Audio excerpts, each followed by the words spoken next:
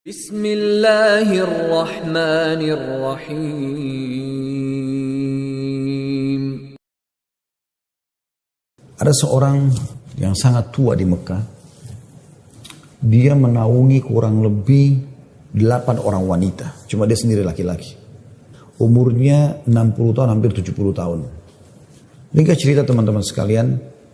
At-Tabari menceritakan karena dia bilang saya hadir dari awal kisah ini maka saya coba ceritakan. Dia bilang ada seseorang yang tua, miskin di musim haji.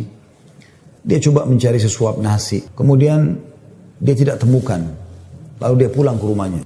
Dia ditanya oleh istrinya, apakah ada makanan buat kita hari ini? Maka dia bilang, saya sudah coba tadi keliling mencari makanan buat kita buka puasa, tapi nggak ada. Kemudian dia bilang, coba saya keluar lagi. Keluarlah orang tua ini, jalan jauh dari rumahnya. Apa kira-kira yang harus dia lakukan? Dia harus kerja kemana? Sambil bermunajat kepada Allah, ya Allah berikanlah rezeki. Sampai karena dia capek, dia duduk di bawah sebuah pohon. Kemudian dia sengaja tangannya dia menyentuh tanah yang ada di situ. Kemudian dia menyentuh seperti satu barang keras gitu. Waktu dia lihat ternyata ada kotak di sebelah dia. Dan kotak ini biasa dipakai untuk ngisi emas. Maka dibukalah sama dia. Kotak tersebut ternyata betul ada emas dalam. Banyak sekali. Kalau saya tidak salah waktu itu 1000 keping. Ini harta yang luar biasa. Nggak ada orang di bawah pohon. Maka diambil sama dia. Dibungkus dengan rapi. Pada saat itu terlintas di benaknya syaitan menggoda. Kau orang miskin. Kalaupun kau tidak mau mengambil semua. Ambillah minimal 1 batang emas. Atau 1 koin dinar emas. Yang kau bisa infakkan untuk buka puasa keluargamu. Tapi dia melawan sambil dia mengatakan, tidak bisa, ini bukan hak saya. Kalaupun ini luqata ini seperti harta yang ditemukan. Kan itu syaratnya harus teman-teman sekalian diiklankan selama setahun ya. Selama setahun Anda iklankan, kalau sudah setahun baru bisa mungkin jadi hak milik Anda. Dia pulang ke rumahnya, lalu kemudian dia rencana tidak mau sampaikan kepada istrinya. Terus istrinya rupanya karena membuka pintu melihat ada di tangannya sesuatu. Maka istrinya bilang, apa kau sudah bawa bekal buat kami? Kata dia, nggak ada. Lalu kemudian dia mengatakan, tapi apa itu? Di bawah bungkusan kainmu. Dia bilang, ini bukan urusan kamu. Dia bilang, saya minta atas sama Allah, jelaskan apa itu. Karena istrinya membawa nama Allah, maka dia mengatakan, ceritanya begini tadi. Istrinya, perempuan, miskin, dengar emas. Perempuan kaya saja dengar emas mungkin tertarik, apalagi yang miskin, yang susah gitu. Maka dia mengatakan, kalau gitu kita bisa gunakan, karena kita orang miskin dan itu harta yang kau temukan. Kata dia, tidak demi Allah. Kalaupun ini kita bisa gunakan setelah 1 tahun kita iklankan. Tidak boleh sembarangan. Maka istrinya bilang, kalau begitu minimal ambil 1 koin dinarnya. Kita pakai buka puasa. Halal buat kita sekarang, kita ini miskin sekali, nggak bisa apa-apa. 8 orang kau harus naungin sekarang. Dia bilang, tidak demi Allah. Kalau seandainya kau sentuh kotak ini ada yang kau ambil, demi Allah kau saya ceraikan. Istrinya kaget dengan kata-kata itu. Akhirnya dia lihat keseriusan suaminya, tidak berani juga. Disimpanlah di rumahnya. Akhirnya tiba waktu buka puasa, mereka buka puasa apa adanya. Air putih saja. Roti-roti kering ada di rumah. Itulah yang dimakan sudah. Besok pagi, selepas sholat subuh di Masjid Haram, orang tua ini pas keluar, ternyata ada 1 orang dari Khurasan naik di atas sebuah batu dekat Masjid Haram lalu teriak-teriak.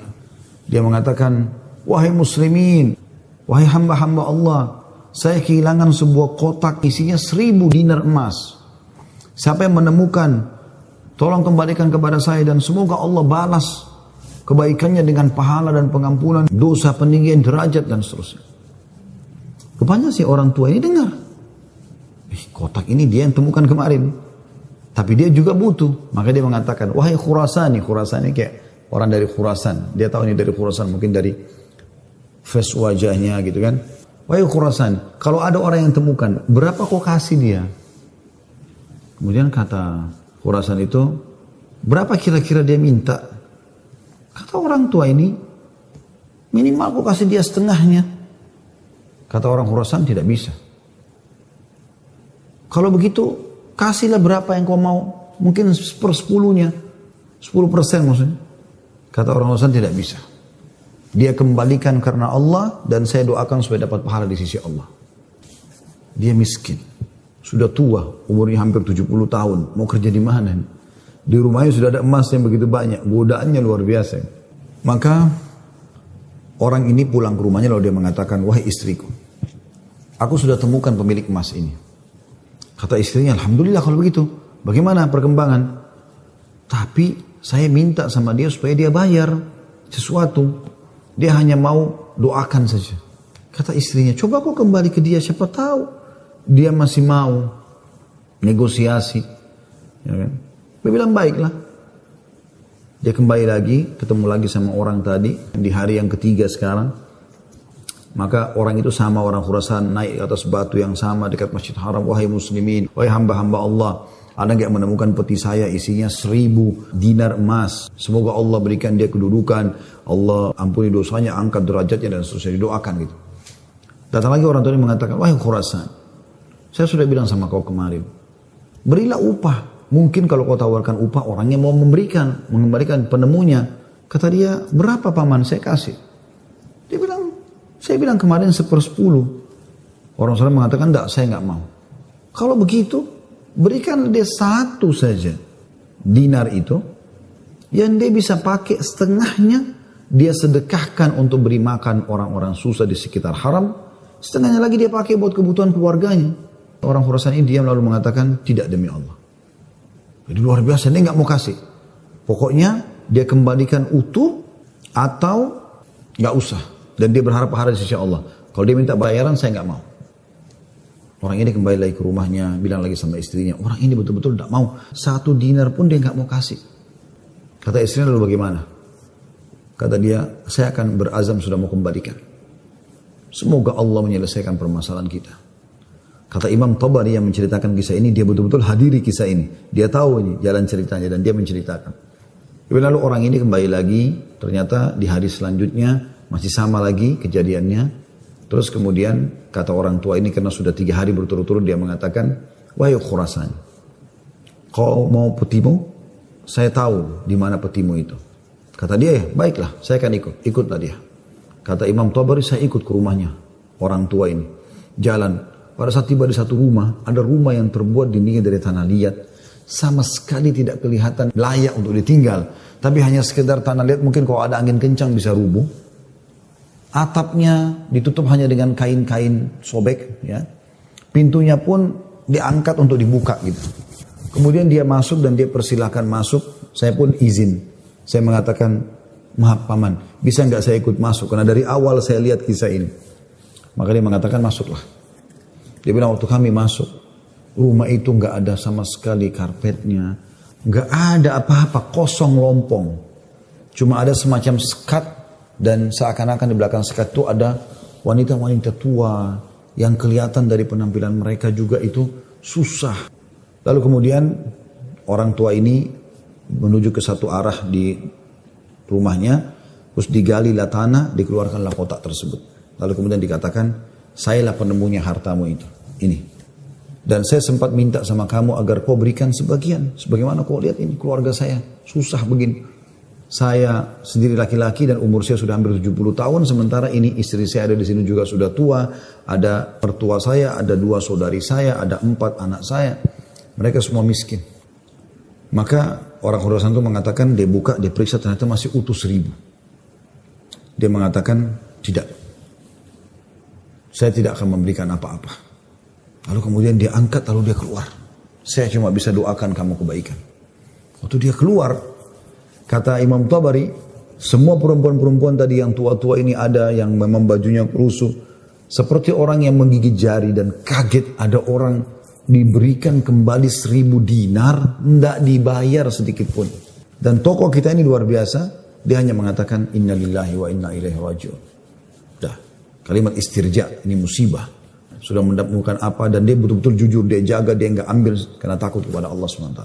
Kata Imam Tabari bilang, saya tidak tahu mau bilang apa. Saya pun menundukkan kepala, serba salah karena waktu itu Imam Tabari masih muda dan belum punya apa-apa gitu. Dia juga mau bantu apa gitu. Dia bilang, tiba-tiba ada yang ketuk pintu. Lalu pemilik rumah ini buka, ternyata orang Khurasan tadi kembali lagi. Kata dia, ada apa wahai Khurasan? Ya, istilahkan Khurasan ini maksudnya nisbat kepada negeri Khurasan itu ya. Kata orang Khurasan itu, bisa saya masuk? Kata dia, baik silahkan masuk. Masuklah dia. Kemudian dia mengatakan begini ceritanya. Saya ini punya seorang ayah yang meninggalkan 3 peti emas seperti ini.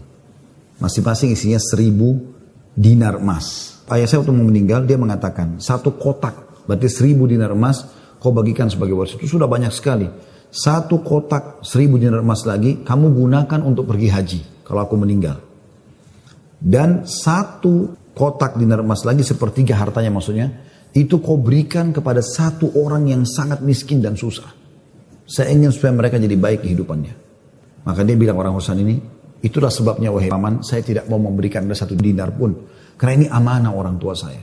Tapi demi Allah, setelah saya keluar dari sini, saya tadinya memang mau menguji, mau melihat apakah Anda betul-betul susah atau tidak.